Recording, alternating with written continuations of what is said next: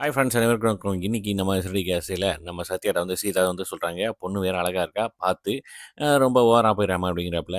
அதெல்லாம் இல்ல அப்படிங்கிறாப்புல. இந்த பக்கம் நம்ம ரேகாவும் வேற, "சும்மா வயித்து வலி தான், மாத்திரை குடுத்துருக்காங்க, வாங்கிட்டு இருக்கேன்" அப்படிங்கிறாப்புல. சரின்ட்டு சத்யாவ போ சொல்லிட்டு இங்கிட்டு சிந்தாமணி வராங்க.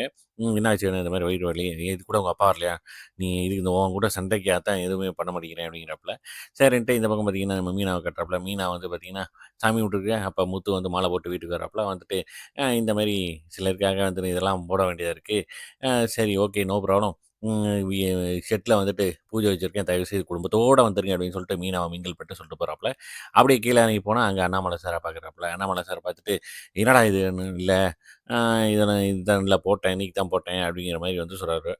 சரி, இப்ப நீங்க எங்க போறீங்க?" "நான் பார்க்க போறேன்." அப்படிங்கிறாப்புல. சரின்ட்டு அண்ணாமலை சார் வீட்ல வந்துட்டு எல்லார்ட்டயும் சம்பிரதாயமா பேசிட்டு, அதுக்கப்புறம் வந்து அவங்க அம்மாவும் என் தம்பிய அனுப்பிச்சு விட்டுட்டு, நம்ம தனியா மீனாட்ட கேட்குறாப்புல, என்ன பிரச்சனை? ஏது பிரச்சனைன்ட்டு. மீனா வந்து கடைசி வரைக்குமே வந்து சொல்லவே இல்ல. அந்த நேரம் ரோஹிணியோட ஃபோன் வருது. "என்ன?" அப்படின்ட்டு பயங்கரமா திட்டுறாங்க. "உன்னைய பார்க்கணும்" அப்படின்ட்டு. "நான் சொல்ற இடத்துக்கு வாங்க" அப்படின்ட்டு. அப்புறம் பார்த்தா ஹோட்டலுக்கு போறாங்க. அங்க போனோனயும் நம்ம மீனா வந்து ரோஹிணிய வாங்கு வாங்குன்னு வாங்குறாங்க. "இன்ன வரைக்கும் வந்து உன் செயல வந்து நீ நியாயப்படுத்திட்டு இருக்க. இது வந்து தப்பா தெரியல உனக்கு. உன்னால வந்து என்னையும் வந்து உன்னுடைய பொய்த்தனத்தில வந்து என்னையும் வந்து இழுத்து விட்டுருக்க" அப்படின்னு வந்து சொல்றாப்புல. "இல்ல, நான் கண்டிப்பா ஒரு நாள் சொல்லுவேன்" அப்படின்றாப்புல.